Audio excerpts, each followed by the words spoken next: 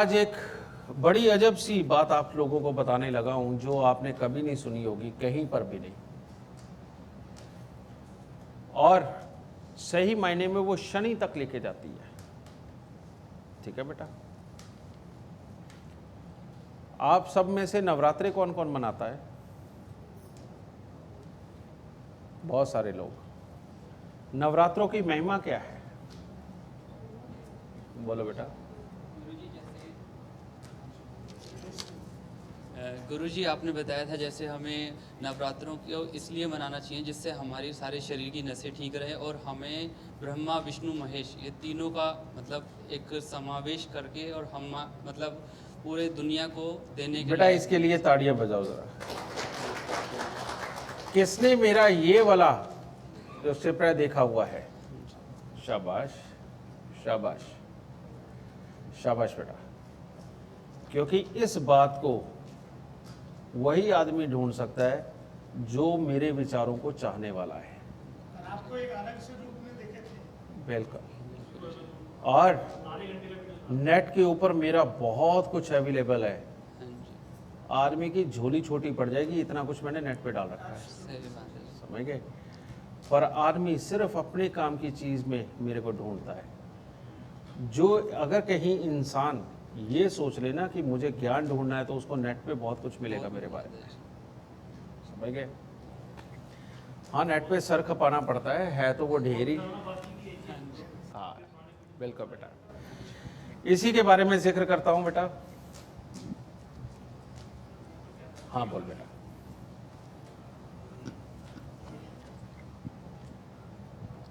Sir जो नवरात्रे हैं हमारे, सर इसका एक बड़ा बड़ा साइंटिफिक रीज़न भी है, क्योंकि जिन दिनों नवरात्रे आते हैं ना उस वक्त हमारे इन्वायरमेंट में कॉस्मिक एनर्जी बहुत ज़्यादा होती है।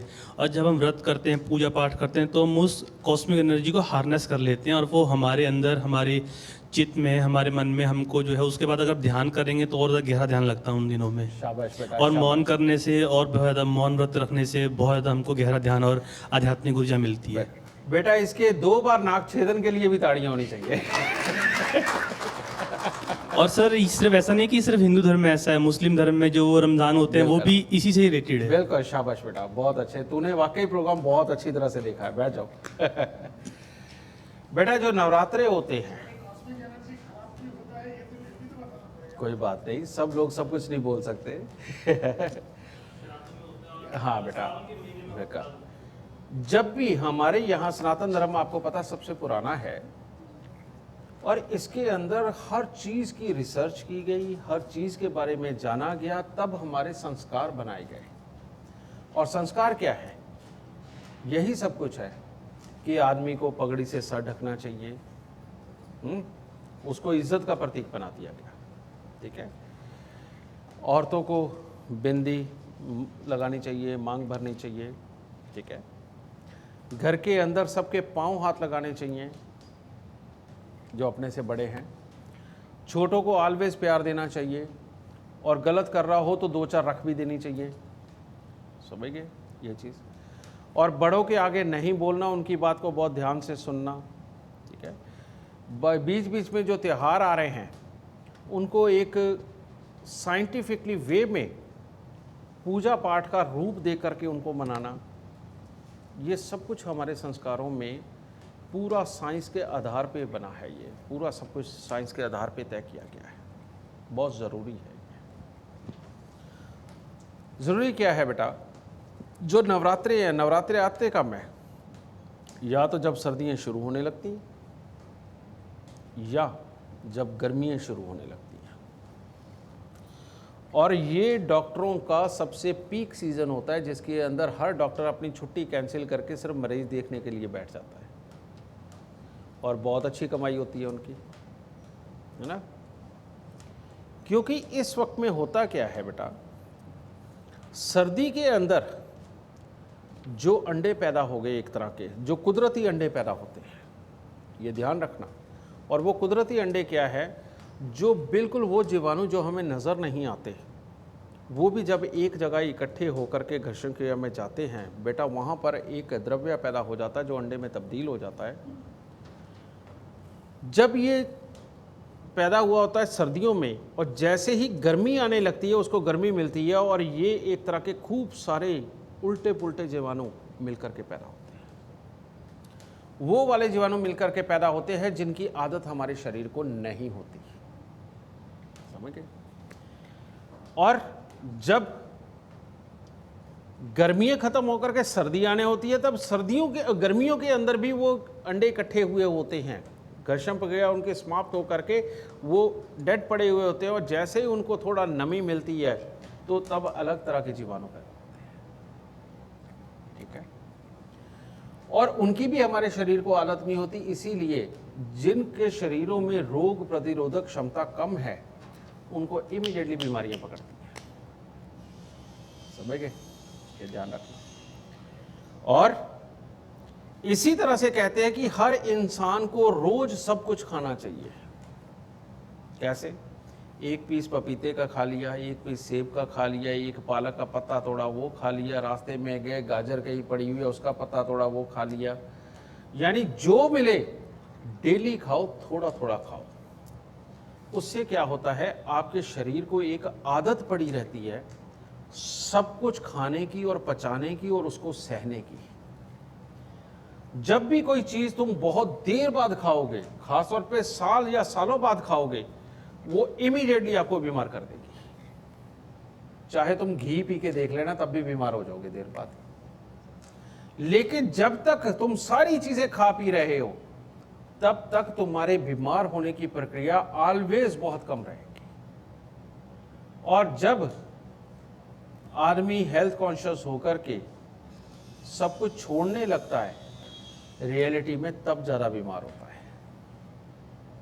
इस बात को कभी जिंदगी में मत भूलना, समझ गए, क्योंकि फिर नवरात्रे भी कुछ नहीं कर पाते, ठीक है। और नवरात्रों का मतलब ही एक है बेटा कि यहाँ से ये वाला सीजन खत्म, यानी कि मौसम खत्म, नए मौसम आने वाले हैं, और इस वक्त में बहुत सारे जीवाणु पैदा हो रहे हैं। आप लोगों को अपने अंदर से प्योर रखना है, अपने आप को प्योर रखने का मतलब यानी कि दिन के अंदर एक बार भोजन, और वो भी जो बहुत हेल्दी भोजन है, फ्रूट, दूध, कुट्टू का या फिर सिंघाड़े का आटा। कुट्टू और सिंघाड़े के आटे में क्या होता है? बिल्कुल पानी ज़्यादा होता है। वो एक तरह का अन्न नहीं है, वो पानी ही है जो हम हार्ड रूप में ग्रहण करते हैं, ठीक है बेटा। और नवरात्रों के अंदर खास तौर पे एक विधान है कि नवरात्रों में नवरात्रे का खाना सूर्य अस्त से पहले पहले खा लेना चाहिए, या जहां सूर्य अस्त इधर हो रहा है और उधर से दिन जा रहा है वहां उस वक्त में तो जरूर खा लो, क्योंकि उसके बाद में जितने भी नए पैदा हुए जीवाणु हैं, इनके अंदर प्राण इतने बढ़ जाते हैं, समझ गए। वो क्या कहते हैं उनको, वो जो भूत से दिखाते हैं फिल्मों में, क्या कहते हैं उन्हें? कुछ भी कह लो, ज़ॉम्बीज हो या कुछ भी, वो ड्रैकुला वगैरह कुछ भी। बेटा वो काल्पनिक कहानी है, लेकिन रियलिटी में साइंस की इस थ्योरी में से उठाई गई है कि ये जो नए नए जीवाणु होते हैं, इनका स्वरूप ही नहीं समझ आता, किसी को पता ही नहीं कि ये है क्या और कैसे नहीं है। और जब देखो अगर इसको टेलीस्कोप से, बड़े बदसूरत नजर आते हैं। ये होते हैं हमारे शरीर के लिए बड़े घातक, जो अंदर जाकर के कहीं जगह बना जाए तो परमानेंट बीमारियां दे जाते हैं। तो ये 9 दिन का विधान इसीलिए है, समझे। मुसलमानों के अंदर भी वो जो पूरे महीने का व्रत किया जाता है, वो भी आप देखो दिवाली के आसपास ही आता है ना, जो रोजे रखे जाते हैं। हाँ जी, खिसकता है, वो देसी महीने के हिसाब से ही ये सब चीजें बनाई गई हैं, तो वो इसीलिए ही ये सब कुछ रखा जाता था।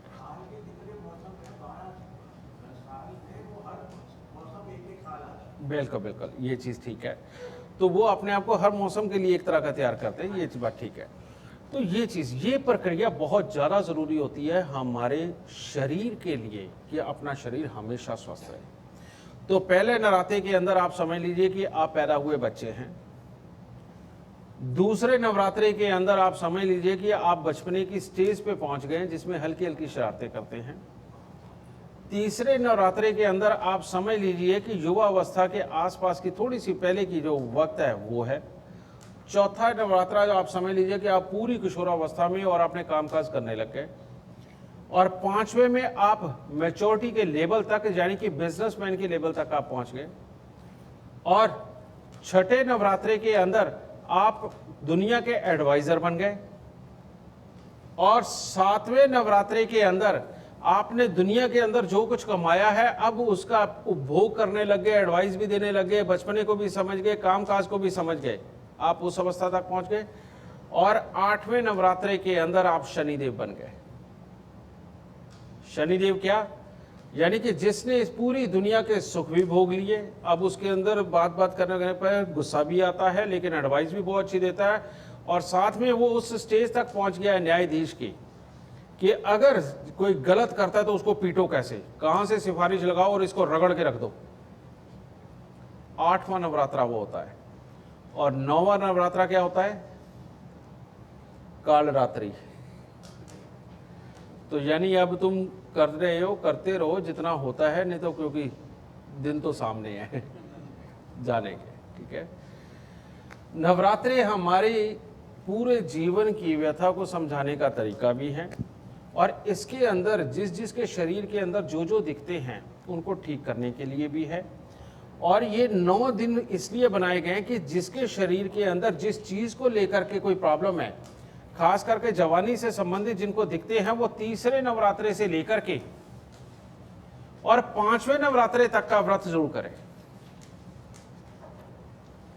जवानी को लेकर के किसी की भी तरह की दिखते हैं तो तीसरे नवरात्रे से 5वें नवरात्रे तक का व्रत जरूर करें। जिसमें अकल की कमी है, जो समझदारी के डिसीजन नहीं ले पाता, वो 5वें से लेके 7वें 8वें नवरात्रे तक का व्रत जरूर करें। और जिसका शरीर ही पूरा कभी किसी चीज से कभी किसी चीज से ग्रस्त रहता है और काम वो कर नहीं पाता, स्वभाव में खराबियां, बेटा उसको 9 के 9 नवरात्रे करने बहुत जरूरी है, कम से कम 8 तो जरूरी है। ठीक है, ये चीज ये है इसका रीजन। पर इन सब रीजन ये माता रानी के साथ ही क्यों जोड़े गए, क्या इसका कोई जवाब देगा? बेटा तूने प्रोग्राम देखा हुआ है, 2 मिनट ठहर जा रहा है, औरों को बोल लेना दे। हाँ, सर जो नवरात्रों में हम कढ़ाई करते हैं, जो कढ़ाई का महत्व, जैसे नवरात्रे बुध के देवी के हैं तो बुध के हैं, तो नवरात्र में कढ़ाई करते हैं, कढ़ाई मंगल है। मैंने कहा ना तूने देख रखा है, बैठ जा। ठीक है, ये बात सच है बेटा,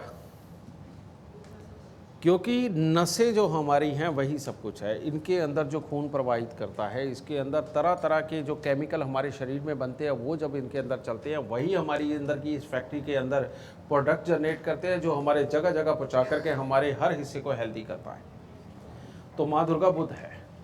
माँ दुर्गा का स्वरूप क्या है, क्या इसके बारे में कौन बताएगा कि माँ दुर्गा पैदा कैसे हुई?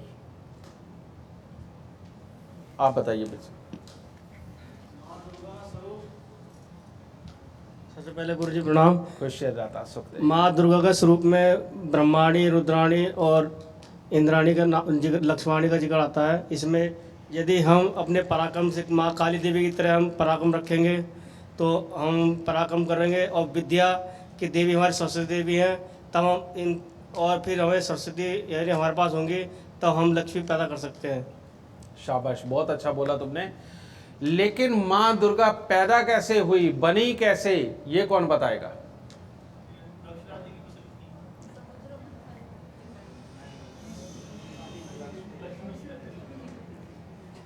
चलिए मैं बता देता हूं। हाँ बेटा बोलो।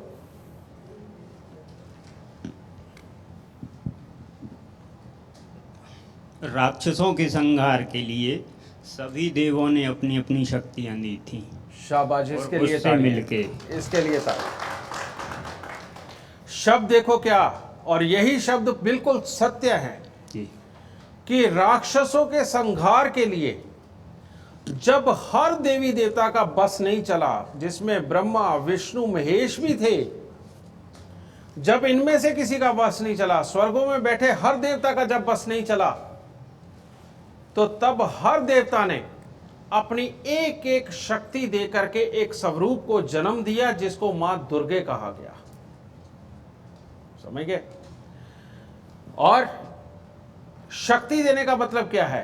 हमारी नसों के अंदर रोग प्रतिरोधक क्षमता पैदा करना, हर तकलीफ से लड़ने के लिए, चाहे वो दुनियादारी के बाहर की हो या रोग के रूप में अंदर की हो, इसको दुर्गा बोला जाता है बेटा। इसीलिए बुध को माँ दुर्गा बोला गया और बुध को हमारी नसें भी बोला गया। ओके, राक्षस कौन है? राक्षस है बाहर से जो लोग हमें तकलीफ देने वाले, हमारे शरीर के अंदर बैठे हुए रोग या हमारे खराब विचार, वो सब राक्षस है। बाहर कोई राक्षस नहीं होता। बाहर तो आपको राक्षस जैसा वो लगता है जो आपका दुश्मन होता है, जो आपको रोकता है, बस, समझ गए? और ये इस देवी को सही मायने में बोला जाता है मां सर्वेश्वरी। इस देवी को बोला जाता है मां सर्वेश्वरी। और आने वाले 1 महीने बाद आपको मां सर्वेश्वरी का मैं पूरा संपूर्ण रूप दिखाऊंगा, ठीक है, बहुत जल्दी, क्योंकि मैं उसी का उपासक हूं। समझ गए ये चीज? अब जिस आदमी के पास सारी ताकतें हैं, वो आदमी माँ दुर्गा का आप प्रिय कह लो या ये कह लो कि माँ दुर्गा की क्वालिटियाँ उसके अंदर सारी समाई हुई हैं। और जो आदमी सारे काम नहीं कर पाता, उसके ऊपर माँ दुर्गा की कमी है। इसका मतलब क्या है कि जिसके ऊपर कृपा है यानी कि उसका बुद्ध बिल्कुल ठीक है, और जिसके ऊपर कृपा नहीं है उसका बुद्ध खराब है। और हम बार बार बोलते हैं कि हम शनि राहु केतु से नहीं डरते, हम अगर डरते हैं तो बुद्ध से डरते हैं। समझ गए? तो इसलिए बेटा कुंडली के अंदर ये इतना बड़ा लेसन सिर्फ एक चीज के लिए दिया गया आप सबको कि जब भी जन्म कुंडली देखने की शुरुआत करनी है, सबसे पहले बुध से करो। और अगर बुध ठीक नहीं है तो बाकी सब कुछ खराब है, और अगर बुध ठीक है तो सब कुछ अच्छा। समझ गए? ज्योति सीखना हो, शादी करनी हो, बच्चे पैदा करने हो, बिजनेस करना हो, नौकरी करनी हो, कुछ भी जीवन में करना हो, चाहे अपने दुश्मन को जवाब देना हो, सब कुछ बुध। और जेल में वो लोग जाते हैं जिनका बुध खराब हो जाता है। आपने बताया था हर स्थिति का कारक। मैं वही बात कह रहा हूं बेटा, जेल में वही जाता है जिसका बुध खराब हो, यानी कि उसने अकल का प्रयोग किया ही नहीं। और महामूर्ख हैं वो लोग जो कहते हैं देखो कितनी चापलूसी करता है, अपनी चापलूसी करके काम निकालता, हम तो किसी की चापलूसी कर ही नहीं सकते। अरे तुम में अकल ही नहीं, तुम चापलूसी करके अपने काम क्या करोगे? चापलूसी कोई बुरी चीज थोड़ी है, बुद्ध की साफ जुबान है। अगला आप काम निकाल करके देखो कहां पहुंच गया, और तुम सिर्फ अपने एक टूटे हुए केतु खराब के घमंड में जीते रहो, हम चापलूसी नहीं कर सकते। मत करो भाई, नुकसान तुम्हें है, किसी और को क्या है? अगला तो मौज ले रहा है चापलूसी करके। इसे बोलते हैं अच्छा बुद्ध। लगन में बैठा हुआ बुद्ध ऑलवेज चापलूसी का कारक होता है। बहुत सुंदर चापलूसी आदमी करके सुख इकट्ठे करता है, अच्छी बात है। हाँ। दूसरे घर का बुद्ध ज्ञान को इकट्ठा कर करके और कब क्या बोलना है, किस पे कैसा प्रभाव डालना है, सब कुछ दे करके धन इकट्ठा करता है। मेरा एग्जांपल मत देना ठीक है। और तीसरे घर का बुद्ध दूसरों को नसीहत देना फर्ज समझना और खुद अपने आप को समझदार समझ के बेवकूफ साबित हो जाना, ये दे देता है। चौथे घर का बुद्ध, हाँ ऐसे नहीं, ओके। चौथे घर का बुद्ध मन के अंदर बसता है और बिजनेस साथ में लेके पैदा होता है, क्योंकि ठंडे दिमाग से बिजनेस किया जाता है। अगर ठंडे के बीच में सोच का मिश्रण आ जाए तो आदमी बिजनेसमैन बनता है। पांचवें घर का बुद्ध बेटा रग रग के अंदर अच्छी सोच समाई होती है। आदमी के सारे ग्रह भी बुरे हो, चाहे वो डाकू भी हो, वाल्मीकि जैसा होता है कि जो सारे डाके डालने के बावजूद भी देखो कहां पहुंचा और सारी दुनिया के लिए अच्छा सोचा और अपना लव और कुश को भी अपने पास रखा, मां सीता को भी अपने पास रखा, और उसके बाद पूरी रामायण भी लिख डाली कि क्या होगा। और उनके आने से पहले पांचवें घर का बुद्ध जो नाम यश कमाने के लिए बहुत होता है और ऑलवेज कमाता जाता है, दूसरों को देता जाता है। छठे घर का बुद्ध, छठा घर अचानक धन पैदा करने की जगह, समझ गए? वहां पर जब आता है तो आदमी इतना तीक्ष्ण बिजनेसमैन बनता है कि उसको हराना संभव नहीं होता, समझ गए। और 7वें घर का बुध महाचालू, महाचलाक, सारी दुनिया की सुंदरता चाहिए, सारी दुनिया के वैभव चाहिए और सब कुछ, बिजनेस भी चाहिए उसको, सब कुछ चाहिए। और 8वें घर का बुध महापागल, गलतियां ही वो करेगा जो उसको डुबो दे। और वो कौन सी गलती है? अच्छा खासा खाता पीता परिवार है, वो कहता है यार मैं तो सिद्धि करके ना एक अलग ही नाम कमाऊंगा, मैं तो इनसे बड़ा अमीर बनूंगा। अरे सिद्धि करके कोई अमीर बनता है? और अच्छा खासा बैंक में नौकरी करता है, खाम खाई में पता नहीं क्या दिमाग में आया, पकड़ के जिसकी एफडी हुई उसी की तोड़ाई और खाई और बाद में झूठे सिग्नेचर करके लगा दी, एक दिन तो पकड़ा ही जाता है ना। 8वें घर का बुध ये काम करता है। 9वें घर का बुध खाम खाई डरे डरे रहना, अंदर के पता नहीं कौन से भूत है जो जीने ही नहीं दे रहे, और ये भी नहीं पता कि पैदा होने से पहले माँ बाप ने ऐसी कौन सी गलती करी कि जिसके कारण बच्चे को पैदा होने में ही डर लगा, और अगर पैदा हो गया तो खुद बच्चा सारी उम्र डरा डरा रहता है, समझ गए। और 10वें घर का बुध अपने आप को या तो कौवा समझना कि उससे ज्यादा ताकतवर और बोलने वाला कोई नहीं, और या सबसे ज्यादा डरपोक। लेकिन दोनों ही हालातों में एक ही चीज सोचना कि इस दुनिया के अंदर जो कुछ हो रहा है मेरे लिए ही हो रहा है, अगर सामने वाले को बीमारी हुई है तो मुझे भी जरूर होगी, समझ गए। क्योंकि ये शनि के प्रभाव में आके अपनी सोचने की क्षमता खोता है। 11वें घर का बुध वहां बृहस्पति का भी घर है। आदमी अपने आप को ज्ञानवान समझता है और हर काम करने की कोशिश करता है, लेकिन अल्टीमेटली उसका ज्ञान पूरा अच्छा नहीं होता। बुध होने के कारण खाली हवा होती है उसके ज्ञान के अंदर, जिसके कारण वो नुकसान भी जिंदगी के अंदर बार बार झेलता है। और 12वें घर का बुध, उसको खुद भी नहीं पता होता उसने क्या करना है, खुद भी नहीं पता होता। पर अकेला बैठा हो तो फिर भी जीवन व्यापन अच्छा कर लेगा, पर दूसरे किसी ग्रहों के साथ में बैठा हो तो ऐसे बुध का तो जीना ही बेकार है, बहुत दुख देता है अपने आप को भी और अपनों को भी, समझ गए। ये बुध की पूरी व्याख्या मैंने इस वजह से की है बेटा, क्योंकि एस्ट्रोलॉजर बनने से पहले बुध के बारे में पूरा पता होना बहुत जरूरी होता है। और जो आदमी बुध को भूल गया, समझ लो वो एस्ट्रोलॉजी भूल गया। ओके।